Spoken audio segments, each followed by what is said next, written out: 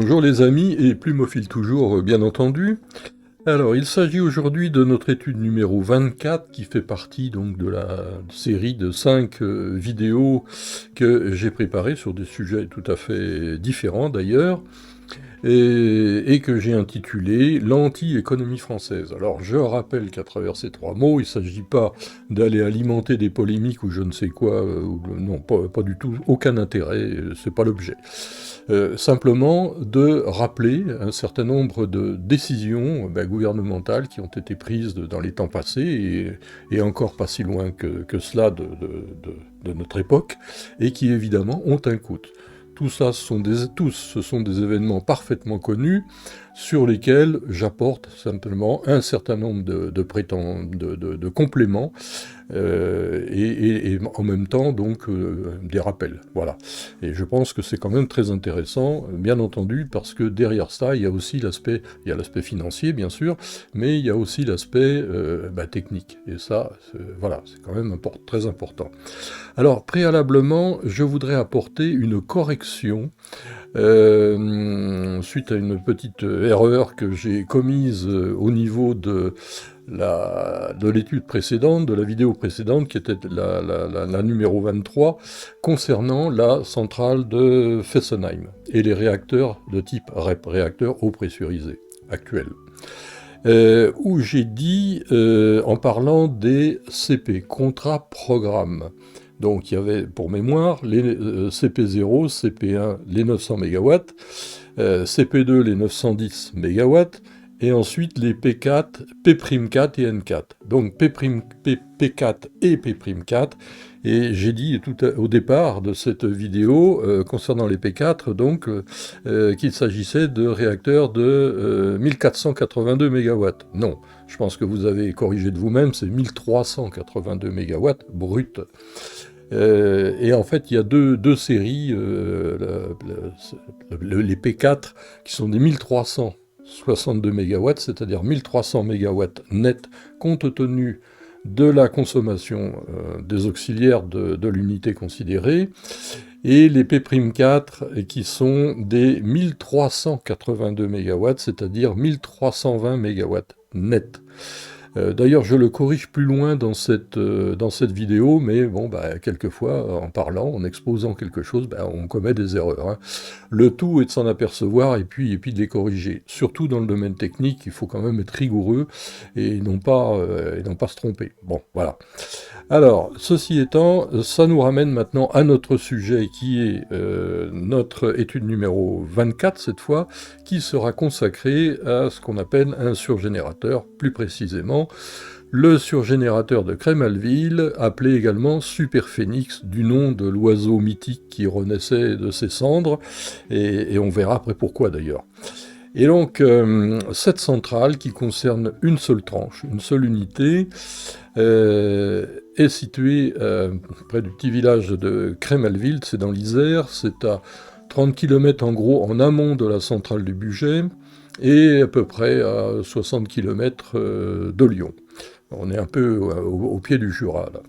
Alors, il s'agissait d'un surgénérateur de 1240 MW, qui est déjà pas rien, qui a été couplé au réseau en 1984. Alors, ce surgénérateur, comment ça fonctionne? Alors, très simplement, hein, je ne vais pas rentrer dans les détails, j'aurai l'occasion de vous exposer ça un petit peu plus largement dans d'autres études, sans évidemment qu'on se prenne la tête. Hein. C'est pas l'objectif de la chaîne, il faut que ça reste didactique, mais quand même suffisamment précis et suffisamment intéressant.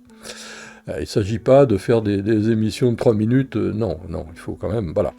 Alors, Superphénix est ce qu'on appelle un surgénérateur. Alors comment cela fonctionne-t-il? Très simplement, et les puristes voudront bien quand même me pardonner un peu de ne pas rentrer trop dans les détails. Nous avons un cœur qui est en plutonium, 239 Pu, hautement radioactif bien sûr, et puis autour, on dispose, en gros 75% de la charge de l'uranium 238U, qui est totalement inerte, lui, complètement inerte. D'où cela vient-il? Eh bien tout simplement, en partant de la mine, Nous avons des mines qui contiennent en gros entre 1,5-2%, et ça va jusqu'à 4% grand maximum, mais la moyenne c'est aux alentours de 2,5%, 3% d'uranium métal.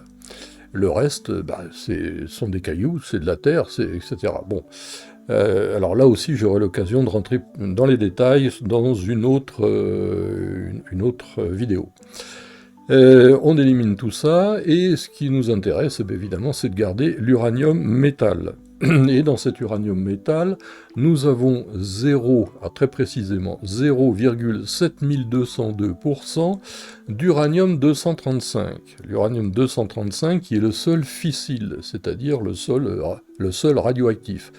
S'il n'existait plus sur Terre, compte tenu de sa décroissance dans le temps, eh bien, il n'y aurait pas de centrale nucléaire, et puis il n'y aurait pas de bombe atomique non plus, puisque, en fait, on n'aurait plus de métaux radioactifs capables d'aller, comme on dit, fertiliser d'autres métaux, dont l'uranium 238. C'est-à-dire que cet uranium 238 qui va se trouver autour du noyau en plutonium va se trouver lui-même excité, si je peux dire, et va se transformer petit à petit en plutonium avec un coefficient de puissance un peu supérieur à ce qu'il pourrait fournir en temps normalement. Et ce coefficient est de l'ordre de 1,05. Ça a été démontré par un physicien américain, ça devait être en 1976 ou 1977.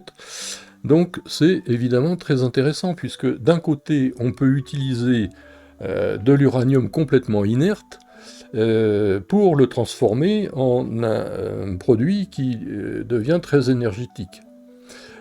Or, cet uranium 238, qui aujourd'hui est considéré comme un déchet, parce que qu'en fait-on?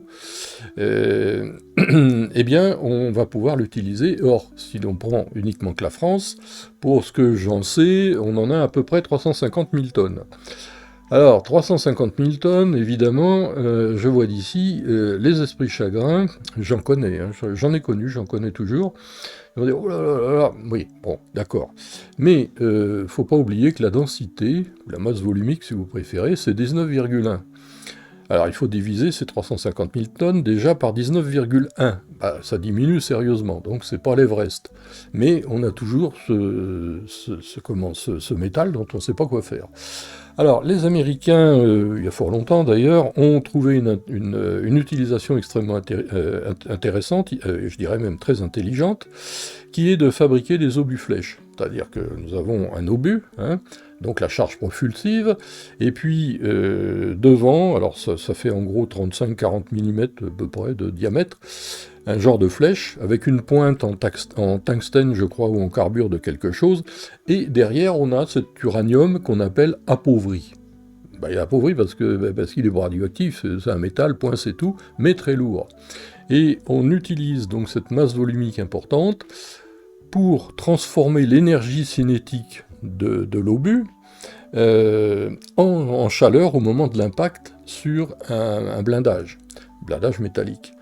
Ce qui fait que le blindage sous l'impact fond, le métal fond, l'acier c'est 1356 degrés, hein, fusion, plus ou moins suivant les alliages, et donc ce qui fait que à l'intérieur du char ou de l'engin blindé, il y a une gerbe évidemment de métal en fusion qui va faire exploser les munitions, etc. Et ce qui fait que l'engin est détruit. Donc c'est extrêmement performant, et on en a vu d'ailleurs des applications au moment de la guerre d'Irak. Oui, par les Américains entre autres. Mais il n'y a pas que maintenant, hein. Tout le monde s'y est un peu mis. Ce qui fait que bon, c'est quand même une utilisation extrêmement intelligente, bien sûr. Alors, ça ne va pas consommer ça 350 000 tonnes, ni les 5 millions de tonnes qui sont dans le monde. Alors, la solution, c'est effectivement ce qu'on appelle le surgénérateur, parce que là c'est en dizaines de tonnes qu'il faut mettre dans le cœur d'un réacteur, dès l'instant où on veut une certaine puissance. Alors, ça me paraît quand même infiniment plus judicieux, et ça permet bien d'avoir de l'électricité, enfin, c'est-à-dire après transformation au niveau de la turbine à vapeur, et de l'alternateur qui lui produit l'électricité, eh bien une énergie qui est, alors je ne dis pas qu'elle est gratuite, non, mais on a un combustible au départ qui vaut pas cher, puisque c'est un sous-produit. Donc à la limite, on ne sait pas trop bien quoi faire. On verra quand même qu'on l'utilise aussi pour d'autres choses plus intelligentes que les obus flèches. Alors, d'où est né ces réacteurs, ce qu'on appelle surgénérateurs.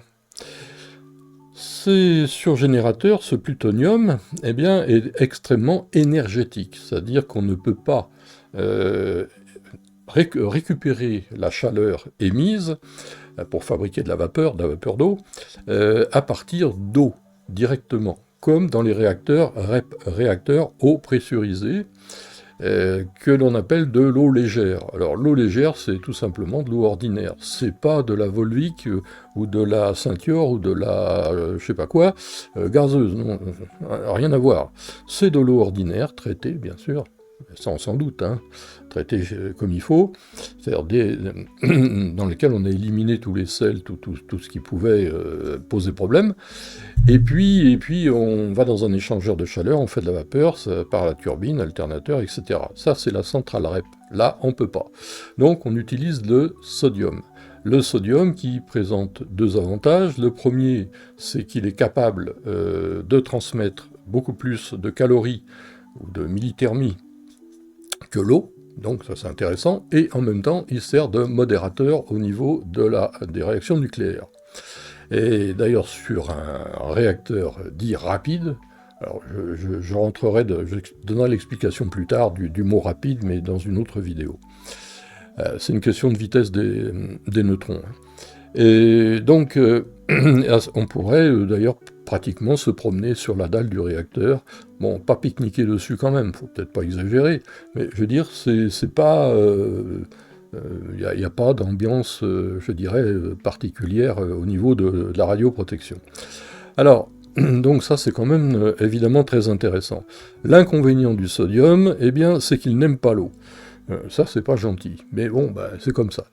Alors, ça veut dire que si nous avons du sodium, si nous avons de l'eau et si nous avons une fuite, eh bien, nous avons fabrication de soude et d'hydrogène.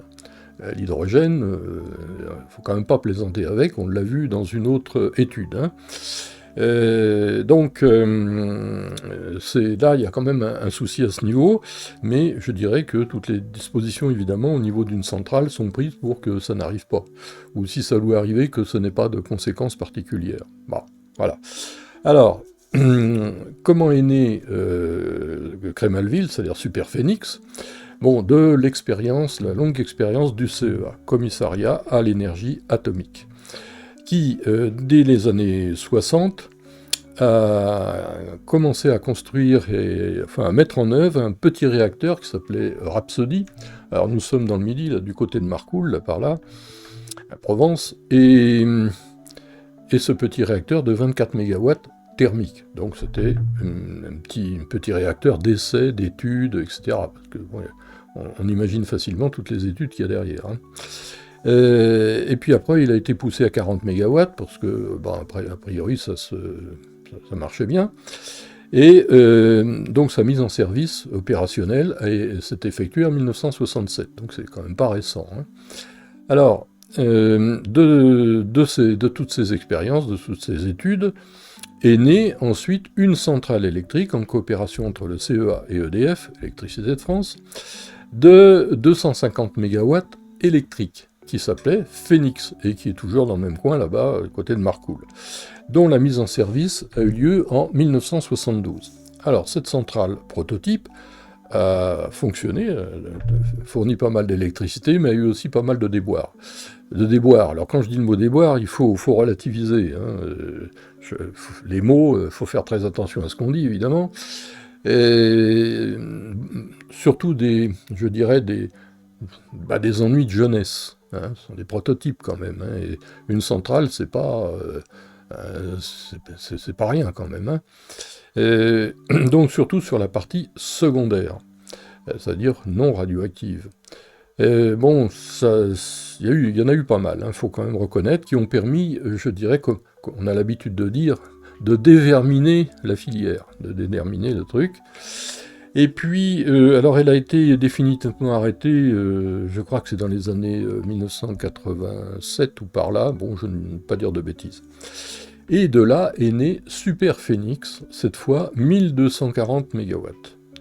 1240 MW qui sera couplé au réseau général en 1984.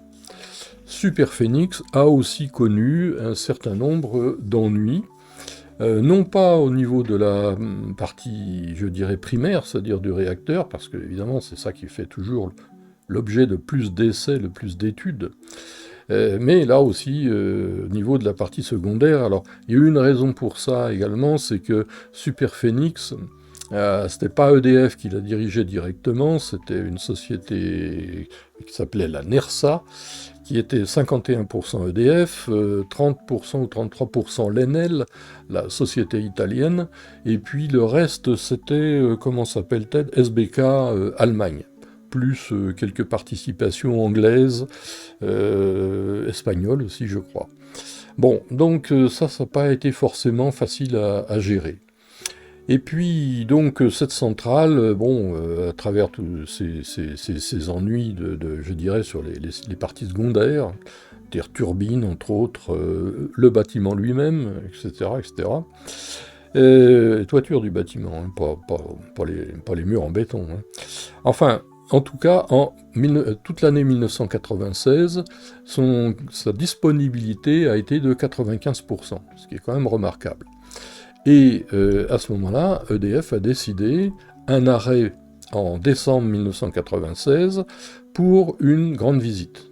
Bon, ça se fait sur toutes les centrales, mais là, s'agissant d'un prototype, et bon, qui avait déjà, par rapport à sa mise en service en 1984, avait déjà 12 ans plus ou moins d'activité, plus une année complète, donc une grande révision. Alors, dans une grande révision, on procède à des tas de radiographies, de circuits, enfin d'un tas de choses, hein, bien sûr. C'est comme en aviation, hein, c'est pareil, hein, j'ai eu l'occasion de le dire, une centrale c'est quelque chose qui est extrêmement suivi, hein, c'est pas... Voilà, bon. Et puis, lorsque EDF a voulu redémarrer, le gouvernement de l'époque a dit non, non, non, non, pas question, on ne redémarre pas. Ah bon, pourquoi? Ben tout simplement parce que ça a déjà coûté très cher. Suivant nos estimations, ce n'est pas rentable.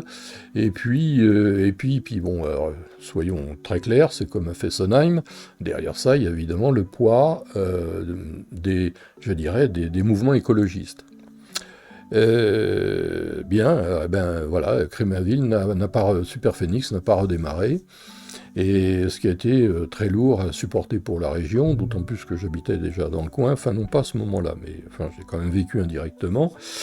Comme je l'ai dit pour Fessenheim, l'arrêt d'une centrale nucléaire, c'est quelque chose qui ne passe pas inaperçu dans une région. Dans une région, au niveau des départements, au niveau des communes, etc. Bon, faut voir tout ce que ça entraîne, hein, au niveau des entreprises et au niveau de la vie des particuliers, bien sûr. Alors, d'autant plus que dans la piscine de stockage du combustible nucléaire, hein, on ne parle pas de pétrole ni de charbon, hein, nucléaire, il y avait en entrepôt, en attente, 4 années de fonctionnement pleine puissance. C'est quand même pas rien, 1240 MW brut, 1200 net. Hein. Eh ben, tout ça, qu'en fait-on? Alors qu'en fait-on? Je vais vous l'expliquer. Alors, donc la raison, je viens de vous la donner. Hein. Voilà, derrière ça, essentiellement des questions politiques. Il ne faut pas tourner ou inventer je ne sais quoi, d'autant plus que la Cour des comptes a démontré par la suite que non, cette centrale, malgré qu'elle soit prototype, pouvait assurer une certaine rentabilité. Bien. Alors, donc en fait, le coût estimé, parce que, vous savez, c'est toujours ma petite histoire, hein. L'entonnoir, le petit tube, on met les plus, les moins, ça passe dans l'entonnoir, et puis il ressort facture, argent sonnant et trébuchant, qui paye. Bon, bah oui. Alors, qui paye? Eh bien, à l'époque, la Cour des comptes avait estimé l'arrêt de Creys-Malville, donc de Superphénix, à 70 milliards de francs. Nous étions toujours en francs, et sachant que l'euro, pour mémoire, c'est mai 1999. Alors, actualisé en 2025 par le simulateur de l'INSEE, Institut national de la statistique, on arrive comme ça à 16,16 milliards d'euros. Fin décembre 2025, 16,5 milliards d'euros. Mais c'est pas tout. Que fait-on maintenant? Du plutonium, voilà, qui est en piscine de stockage, qui est dans le cœur, voilà. Des bombes atomiques, bon, c'est peut-être pas la meilleure idée. On pourrait en faire pas mal. Eh bien, la solution, c'est de modifier les assemblages, c'est-à-dire ce qu'on appelle les assemblages, c'est-à-dire le combustible nucléaire de certains réacteurs REP, réacteurs eau pressurisés, c'est-à-dire du programme classique, hein. Et puis on va en mettre un peu dedans, et c'est devenu ce qui s'appelle le combustible MOX mixed oxide. Bon, et puis voilà, ça permet de le consommer petit à petit, mais bon, on va pas en faire des milliers de tonnes, enfin si, dans le temps, mais bon. Et seulement, ça, c'est pas gratuit non plus, parce qu'il a fallu faire des études, faire des essais, etc. Alors, suivant les renseignements que j'ai pu avoir, je dirais, ces années dernières, actualisés toujours fin décembre 2025, on serait aux alentours entre 1,5 et 1,8 milliards d'euros, évidemment, qui viennent se rajouter à la facture de 16,6 milliards d'euros de l'arrêt de Creys-Malville. Donc globalement, on est aux alentours de 18,5 milliards d'euros pour l'arrêt du générateur de Creys-Malville. 18,5 milliards, on n'est pas loin du coût final de l'EPR de Flamanville, 1650 MW, et c'est 12 ans de retard. Bon, voilà. Alors, bien sûr, là-dessus, c'est comme Fessenheim, il faudrait aussi intégrer la perte du chiffre d'affaires, pas du bénéfice, du chiffre d'affaires, sur une durée, alors que s'agissant d'un prototype, mettons 30 ans. Hein. Alors, en estimant le coût du mégawatt vendu, je sais pas, dans 10 ans, dans 15 ans, et là, on arrive à des sommes absolument astronomiques. Oui, mais on ne peut pas ne pas le compter, ça. Il y a le coût, je dirais, sec, mais il y a le coût aussi à long terme, bien sûr. Alors voyons, donc plus de surgénérateur de Creys-Malville qui est en cours de démantèlement, et vous pourrez même aller le visiter gratuitement. C'est quand même une chance. Alors il y en a pour, je sais pas, 30 ans ou 20 ans. Alors là-dessus, ça a coûté évidemment très cher, que ce soit en argent, mais également en motivation, au CEA, Commissariat de l'énergie atomique, et un peu indirectement aussi à EDF, à la NERSA en général.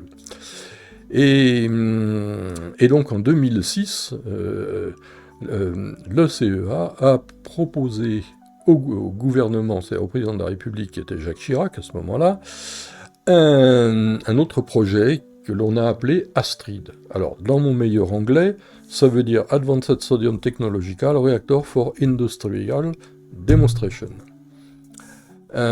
qui est en fait un Creys-Malville, un Superphénix, mais tenant compte de toute l'expérience, et également de l'expérience de Superphénix, qui était à l'arrêt, qui est terminé.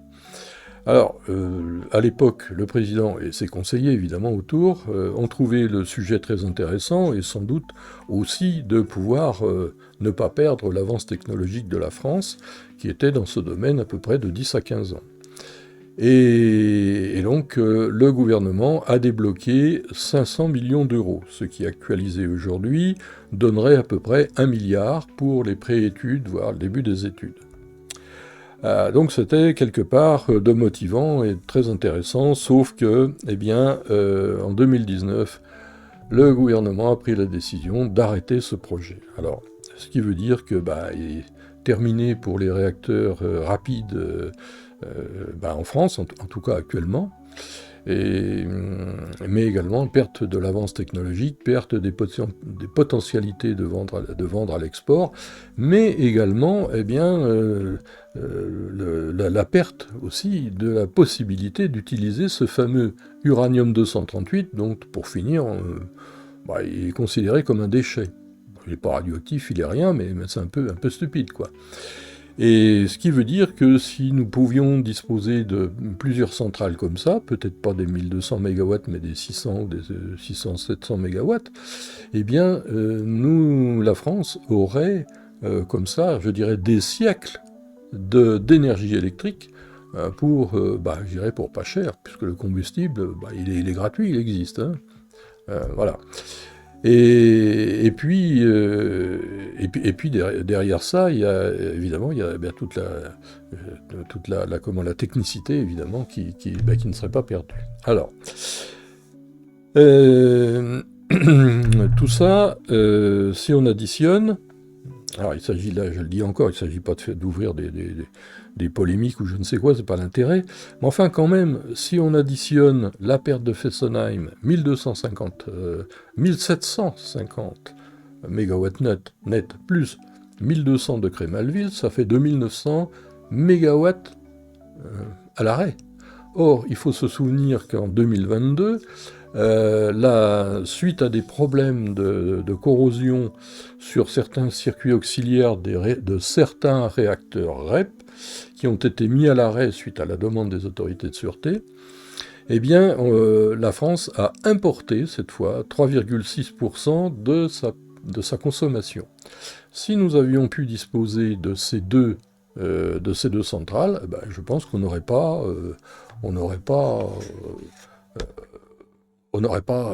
eu besoin d'emprunter tout ça, enfin d'importer tout ça, en tout cas beaucoup moins. Et puis l'autre phénomène également, c'est qu'aujourd'hui, la France relance 6 EPR, mais là encore, 2900 MW, ça nous fait quasiment 2 EPR. C'était peut-être pas la peine d'en enclencher les commandes tout de suite. Donc, encore un gain financier à ce niveau. Bon. Enfin, voilà. Alors, maintenant, ça nous amène évidemment à parler de la Russie. Alors, pourquoi parler de la Russie? Pas histoire de parler de la Russie, c'est que les Russes ont évidemment une très grosse expérience en matière d'énergie nucléaire, et pas que militaire. Là, on est toujours dans le civil. Militaire, ça ne nous intéresse pas.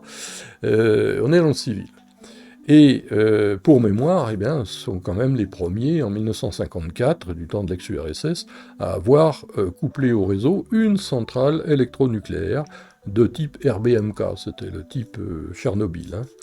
Et puis après, ils sont passés au REP assez rapidement, ce sont des précurseurs, pas l'oublier. Et alors ensuite ils ont étudié également le sodium. Je crois qu'ils ont eu, alors c'était dans les années 78 ou 79, il y a eu un incident dans une centrale, qu'ils ont limité sur la partie secondaire d'un surgénérateur, mais je n'en ai pas la puissance ni exactement l'historique. Bon, ça a été arrêté, enfin le phénomène a été arrêté assez rapidement. Et puis, ils ont continué, c'est-à-dire qu'en 2016, ils ont couplé ce qu'ils appellent la série BN. BN 600 MW, qui tourne toujours, et apparemment avec satisfaction, et il semble qu'ils en soient tellement satisfaits que, ils ont ensuite mis en service un BN 800. Alors ça, nous sommes dans l'Oural, à Beloyarsk. Et là, alors je pense qu'il doit être en construction plus ou moins, un BN 1200. Alors la Russie croit beaucoup, en tout cas pour le moment, à cette filière, parce que ils sont aussi devant eux, je dirais, un tas d'uranium 238, et ils estiment qu'ils en ont pour au moins 10 siècles d'énergie électrique pour pas trop cher. Et en plus, mais là ça n'engage que moi, je pense que l'humanité sera amenée, alors un jour ou l'autre, à éliminer tout son arsenal nucléaire, complètement débile, quoi. Enfin, pour utiliser le mot qui va bien, je ne suis pas en train de dire qu'il n'y en aura pas quelques-unes qui ne seront pas utilisées, ça c'est autre chose. Mais que la Terre soit rasée, tout ça, tout ce qu'on lit, là, non, ça je n'y crois absolument pas. Bon, donc les Russes pensent effectivement que derrière ça, il y a de grosses possibilités. Voilà. Alors, écoutez, c'est la fin de cette étude, j'espère qu'elle vous aura intéressé. La prochaine étude, qui sera la numéro 25, eh bien nous nous consacrerons à un sujet tout à fait différent qui concerne les voies d'eau navigables, dont entre autres le canal Rhin-Rhône, qui là aussi malheureusement est tombé à l'eau, hein, sans mauvais jeu de mots bien sûr. Et puis on parlera un peu des portiques des Cotax, et puis on parlera aussi un petit peu des 2 bateaux Mistral avec la Russie, où là c'est pareil, il y a quelques milliards qui se sont envolés. Puis après, on passera tout à fait autre chose. Voilà. Alors, j'espère que ceci vous aura intéressé. Je vous rappelle que j'aurai l'occasion, par la suite, de vous proposer quelques études sur l'énergie nucléaire, en particulier depuis la mine, ensuite l'enrichissement, ensuite les différents types de filières réacteurs, il y en a pas mal, hein, il n'y a pas que les RBMK de Tchernobyl, il y a des tas d'autres filières qui marchent très bien, comme la nôtre, hein, les réacteurs REP. Et puis Cremalville, c'est-à-dire les surgénérateurs, on en parlera un petit peu plus en détail. Donc voilà, bien écoutez, mettez tous les pouces que vous pouvez, parlez de la chaîne, abonnez-vous, c'est la meilleure façon de connaître les émissions au fur et à mesure, enfin c'est-à-dire les vidéos au fur et à mesure. Également faites circuler la page Facebook. Et puis, si vous êtes riche ou même pas riche du tout, eh bien, c'est accepté, hein. Y a Tipeee pour nous aider, mais vous pouvez aussi être annonceur sur le site internet www.laplumedutemps.com, pardon. Et puis, je vous rappelle que sur le site internet, tout est gratuit, aussi bien mes livres que toutes les études qui correspondent à chaque étude, c'est-à-dire qu'après chaque vidéo, je mets en ligne le petit document correspondant. Alors, sur le petit document qui correspond à ces 5 vidéos, je suis en train de le réactualiser parce qu'il y a 4 ans, hein, et les choses vont vite, et tout ça, c'est du travail. Voilà, eh bien écoutez, je vous souhaite bon vent et de bien vous porter, et je vous dis à bientôt.